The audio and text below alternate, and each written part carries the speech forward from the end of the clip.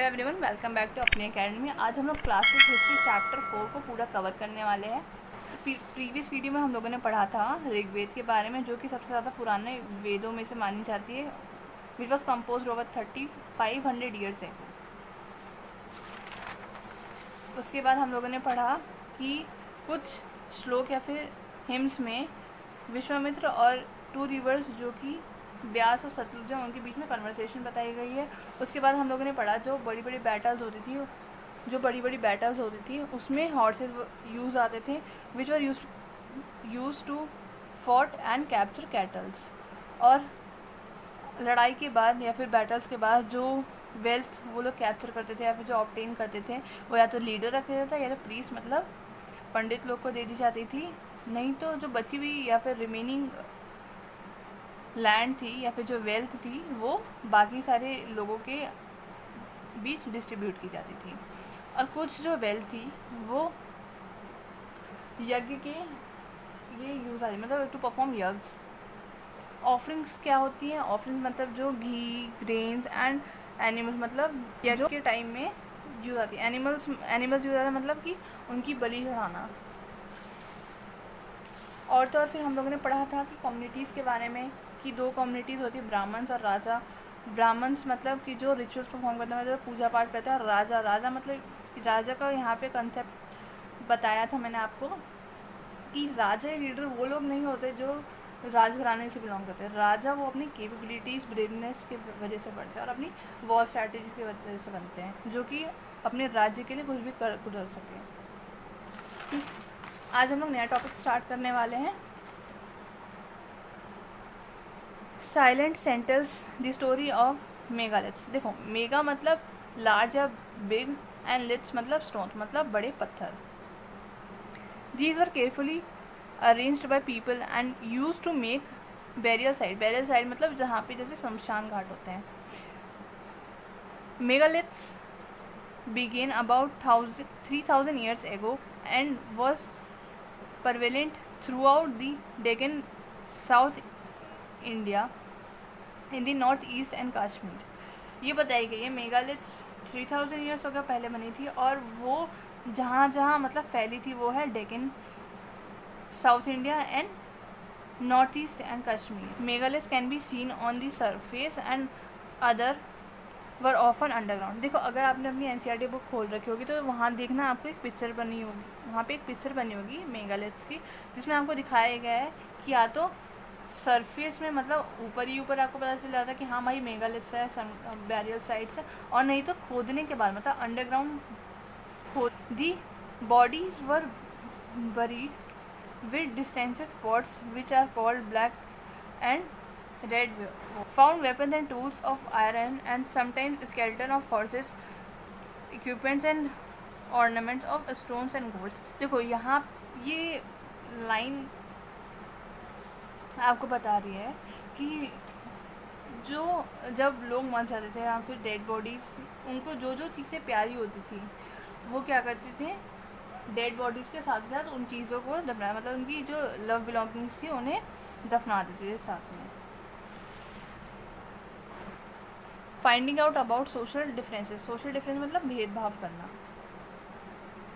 One skeleton was buried with 33 gold bird, 2 stones beads, 4 copper bangles and 1 conch shells. Other skeleton have only a few pot. देखो, उस time में भी, मैं communities के बारे में बात नहीं कर रही, यहाँ पे डेड बॉडीज़ के बारे में बात कर रही हूँ। उस टाइम में स्केलेटन जब दफनाते, मतलब जो डेड बॉडीज़ दफनाते थे, उनके साथ उनकी लव बिलोंगिंग्स रखी जाती थी जो उन्हें प्यारी थी, या फिर जो उन्हें अगले जन्म में जाकर के वो चीज़ें यूज़ कर सकते थे। यहाँ पे देखो, एक स्केलेटन आपको बताया गया कि इतनी सारी चीज़ें, मतलब स्टोन्स रखे जाते थे, गोल्ड्स रखे जाते हैं, कॉपर के बैंगल्स, ये सब रखे जाते हैं। और कुछ स्केलेटन मतलब कुछ ऐसे स्केलेटन थे जहाँ पे खाली पॉटरीज रखी जाती थी। These differences in the status among buried people और also seen.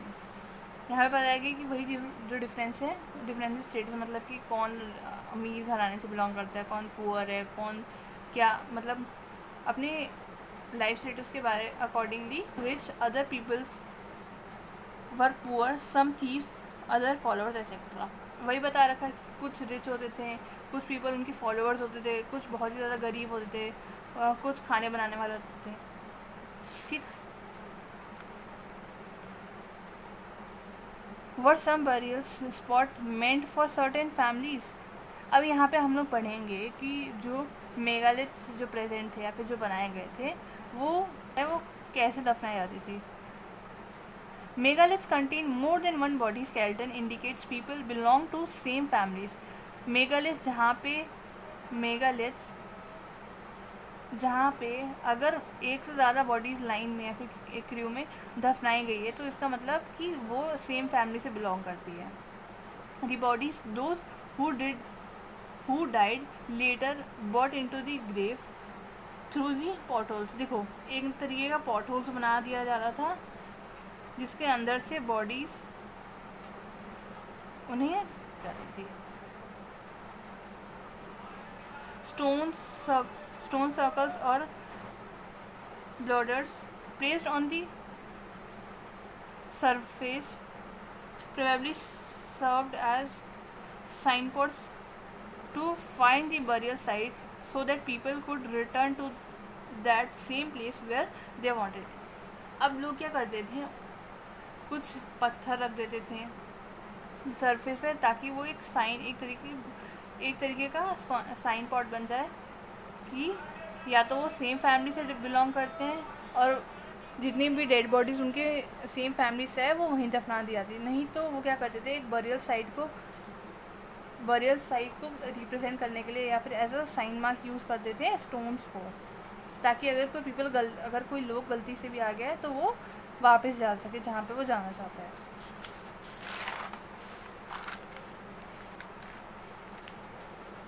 Some special burial at Inamgaon. It is a site on the river God, a tributary of the Bhim. It was occupied between 3600 and 2700 years ago. इनाम गाँव एक ऐसा गाँव है जो कि tributary of Bhim मतलब भीम ट्रिब्यूटरी में सिचुएटेड है। वो ऑक्यूपाई किया गया था, इनाम गाँव ऑक्यूपाई किया गया था 3600 year and 2700 years ago. Adults were generally buried in ground laid out straight with the head towards the north.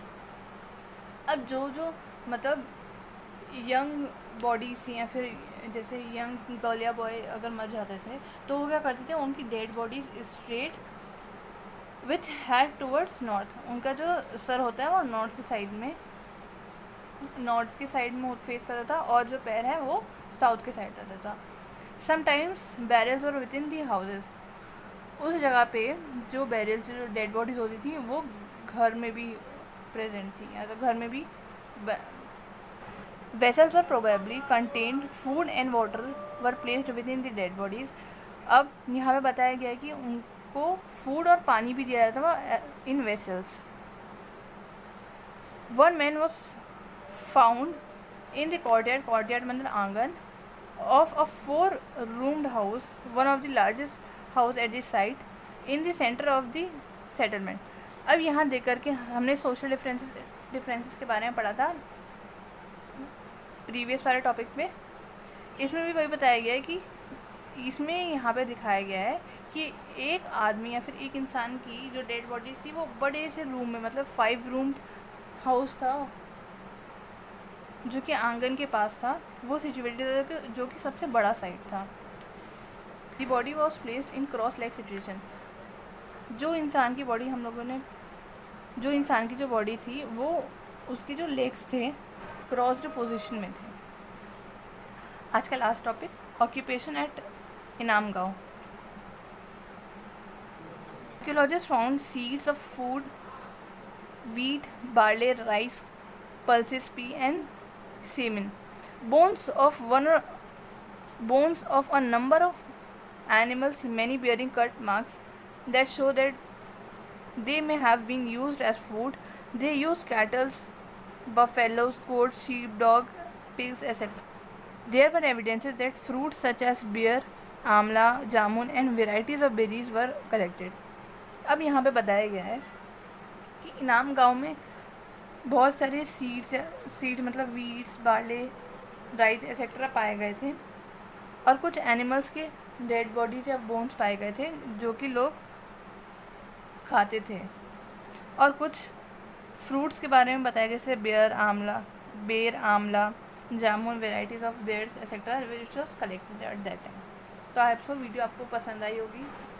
तो आज की वीडियो में हम लोगों ने चैप्टर 4 पूरा कंप्लीट किया। आई होप सो टॉपिक्स आपको सारे समझ में आए होंगे। Please like, share and subscribe. Thank you.